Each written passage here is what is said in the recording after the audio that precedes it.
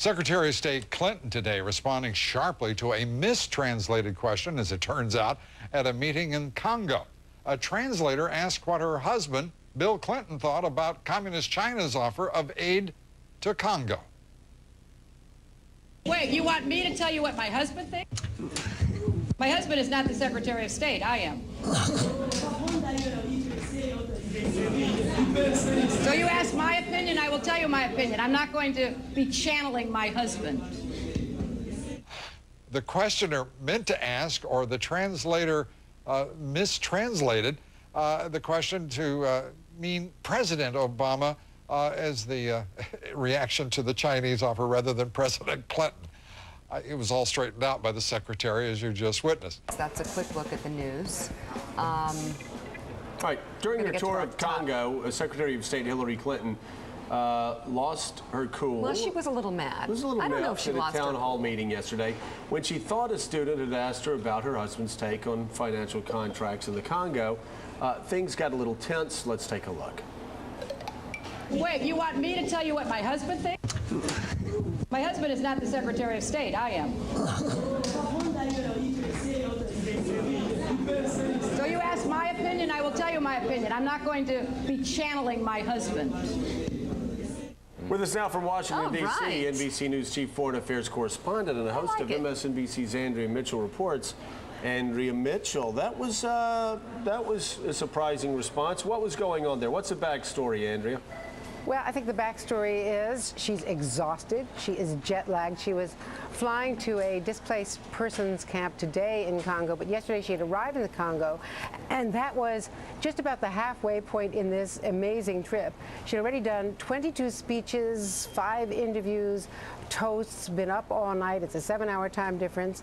And the very first thing when she landed last Tuesday that she was asked about by us was husband Bill, not about her and all the work that she's been doing. So here she goes from hospitals to state dinners to all of these other events, and she's trailed by people asking her about her husband. Now, in this case, they weren't asking about her husband. It was a student asking her, in fact, through a bad translation, about President Obama. What does President Obama thinks about the Chinese investing in Congo? But she snapped. Call it a bad hair day, which it was. It's very hot there, and I think she was pretty tired. But sure, there's got to be, and Mika and Joe and Willie and everybody, when I asked her about this last week, about husband Bill and whether, there was a conflict there, she was, no, not at all. I'm a mother. I'm responding to Una and Laura getting out. But clearly there is a backstory. I think so. And I think she's probably just concerned. Wants her husband, his birthday's coming up. She's in Congo, he's in Vegas, and she just wants everything to be okay. Wants him to have a good birthday. I actually think it's her right to make it very clear that she's in charge. And when Bill was in the news, Bill Clinton in the news last week, I think, I think it raised some questions. And Andrea, don't you think at some point it would get frustrating if people feel like she's channeling her husband's experience rather than bringing her own to the table? Sure, and when you also think about what she's been going through, here she is traveling around the world, with just having recovered from a broken arm, and people at the same time are writing stories saying that all the power in foreign policy is moving to the National Security Council and the White House and to the president. And she's being the good soldier. She's saying President Obama this and President Obama that, and I represent President Obama, and I'm a team player. Her ratings soaring, in fact, higher than the president's in some polls. And then she gets to Africa, and the very first moment in Kenya on arrival, she's asked about another man, her husband.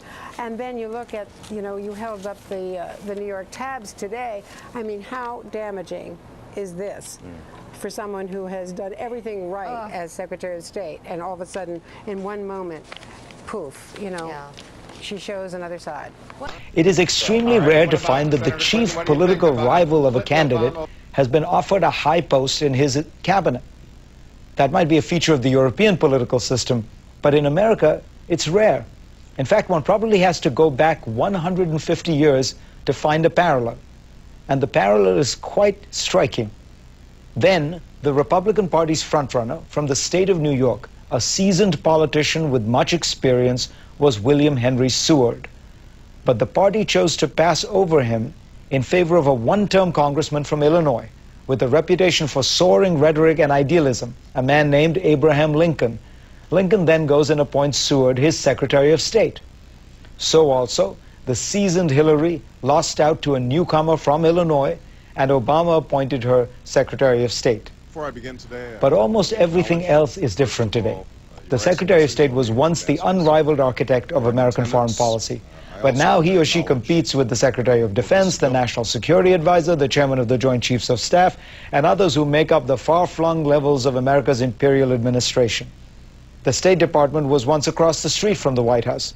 But as the White House staff grew, the department moved in the 1950s into its own insular building, perhaps aptly named Foggy Bottom. Dean Acheson, the Secretary of State who approved the move, said distance wouldn't matter much since the Secretary was bound to be the chief advisor to the President. It didn't turn out to be true, and over the last 40 years, often the Secretary of State has been something of a figurehead, while the National Security Advisor has become the personal strategist and chief diplomat of the President. When Henry Kissinger became Secretary of State, he found that the one way to end that rivalry was for a while to occupy both positions. Now, many believe that in the Obama administration, the White House is where the policy action is, not the various cabinet agencies. But Hillary Clinton is different, isn't she? She is still an enormously popular figure in the Democratic Party, still one of the most admired Americans both at home and abroad, and still a woman of formidable talent and drive. Do you worry, though, that with a president who is very interested in foreign policy, as President Obama is, with a national security staff which has many of his old campaign aides on it, that inevitably power will move more and more closely to the White House, and policy will be made there? No, I don't worry about that for a couple of reasons. First of all, because I'm not exactly a shrinking violet, and my opinions are not only sought but listened to, and I appreciate that very much. And obviously, we do our homework in the State Department so that when we tee up something, we can really growing into an understanding of how best to fulfill its role. It cannot implement, it cannot execute. And you need very good, solid relationships with the rest of the government to make sure that your policies and the direction you want to set are actually followed up on. So when it comes to making policy, I think that we've had such a seamless, ongoing dialogue about everything that I've been around Washington long enough, unfortunately, to know that there will always be people who want to take credit wherever they are, or who want to, try to take advantage over somebody's disadvantage. And then you look at, you held up the New York tabs today. I mean, how damaging is this? No, I don't worry about that for a couple of reasons. First of all, because I'm not exactly a shrinking violet, and my opinions are not only sought but listened to, and I appreciate that very much. And obviously, we do our homework in the State Department so that when we tee up something, we can both explain it and defend it. We all want an America defined by deep and meaningful equality, from civil rights to labor rights, from women's rights to gay rights, from ending discrimination. There are no acceptable limits, and there are no acceptable prejudices in the 21st century in our country. We have a common task and a common challenge. Why can't we see that we are all in this together? 18 million of you from all walks of life. Women and men, young and old, Latino and Asian, African American and Caucasian, rich, poor and middle class, gay and straight, you have stood with me. And I will continue to stand strong with you every time, every place, and every way that I can. The dreams we share are worth fighting for.